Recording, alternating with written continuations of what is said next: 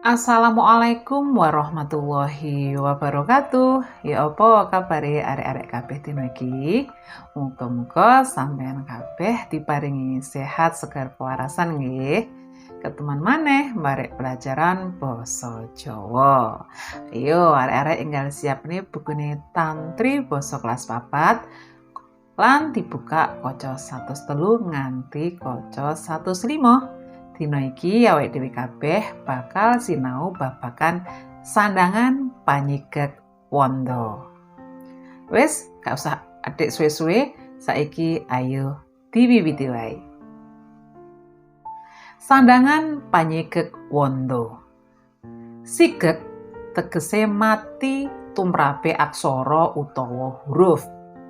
Sandangan panyigek wanda yaiku sandangan sing digunakake ngganteni aksara sigek utawa huruf mati.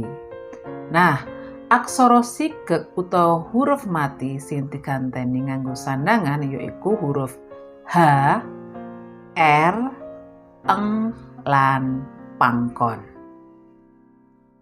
Wujude sandangan panyigek wanda. Angka 1 jenenge Wignan, wujude kaya angka 2 manggone ning ngarepe aksara.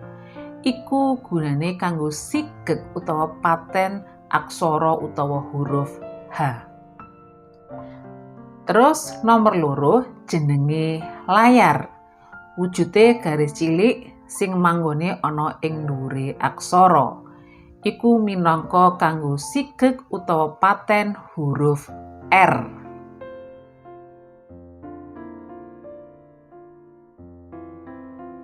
Nomor 3 jenenge cecak.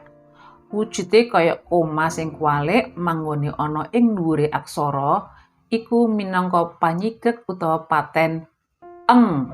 Nah, sing nomor 4 iku pangku utawa pangkon sing wujude kaya huruf C kualik gedhe kaya ngene iki. Iku gawe panyigek utawa paten sakliyane sigek huruf H, R, lan eng. Menawa dadi sigek utawa huruf mati ing pungkasan, aksarane dipangku. Ben arek-arek kabeh sing ndek omah cek gak bingung lan cepet nangkep, ayo saiki mlebu nang tulodo wae. Tulodo 1 ana ukara manggang sate. Yen ditulis mo dicecek, go dicecek diwaca manggang. Sone dijarno wae, tone ditaling, t diwaca sate. Dadine manggang sate. Tulodo nomor 2, sopir bis. Sone ditaling tarung diwaca so, pone diwulu di layar munine pir diwaca sopir. Bo diwulu muni bi, ning ngarepe ana so diwaca bisa, lah nek yen dipangku dadine mati diwaca bis. Dadine sopir bis. Lan tulodo sing pungkasan Rini sekolah. Nulise ro diwulu, no diwulu diwaca rini. So dipepet diwaca se. Ko ditaling tarung diwaca ko, lan lo diwignan macane lah diwaca rini sekolah. Gampang toh? Nah, saiki ayo mlebu nang gladen 2 nulis sandangan panyigek wanda. Arek-arek kabeh ndek kene ana 5 ukara kongkon nulis nganggo aksara Jawa sing libatake panyigek wanda iku mau. Ndek kene wis tak ewangi carane wangsuli sampeyan kabeh kari nyalin lan nyinaoni. Gampang toh? Wis, saiki nomor 1. Mawar abang. ana mo karo wa dilayar diwaca mawar. A iku nulis nganggo aksara ho ya. A. Nganggo ba dicecek diwaca bang. Abang diwaca mawar abang. Nomor 2, budi pekerti luhur.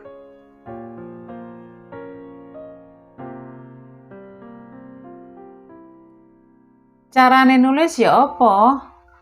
Yaiku ba disuku bu, da diwulu diwaca di budi, po dipepet, ko dipepet dilayar peker, to diwulu ti pekerti, lo disuku, ho disuku dilayar luhur, budi pekerti luhur. Gampang toh? Terus soal nomor 3. Mangan sego pecel. Nulise mo ngo no mangano macane.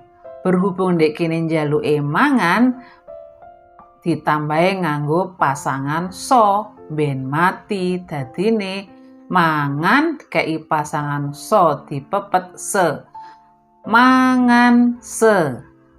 Go po dipepet, co dipecet, dipepet, pece ana lo, pecelo.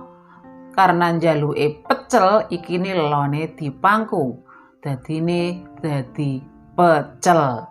Akhire kena diwaca mangan sego pecel. Sepurane ya rek ya rada belepotan. Nyandak neng soal nomor 4. Ibu adang ketan. Nulise ho diwulu i, bo disuku bu ibu, ho diwaca a, do dicecek dang adang, ko dipepet, to no ketano. Nah, bareh penjaluke ketan none dipangku, dadine muni ketan. Nah, jangkepe ibu mangan ketan. Ngono. Saiki sing nomor 5. Dolanan gobak sodor. Nulise ya apa? Ngene.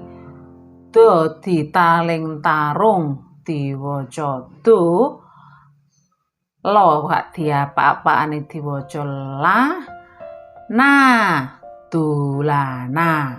Nah, berhubung ning kene iku njaluke dipateni nganggo pasangan no, dolanan. Akhirine none mati dolanan. Go ditaling tarung go bago, go bago, padahal njaluke gobak. Nah, gen muni gobak ngarepe ana so, maka diparingi pasangan so ditaling tarung, akhire gone mati diwaca gobak. So iso terus do ditaling tarung munine do diweni layar dadine dor diwaca sodor. Akhire jangkepe dolanan gobak sodor. Ngono ya rek ya, iku ngono ya apa pelajaran babakan sandangan panyiket. wondo. Wis, arek-arek kabeh kari nyalin lan nyinaoni maneh ben luwih lantih lan pinter gawe sampean kabeh. Cukup sakmene dhisik, matur nuwun, ketemuan maneh barek video liyane. Terima kasih. Wassalamualaikum warahmatullahi wabarakatuh.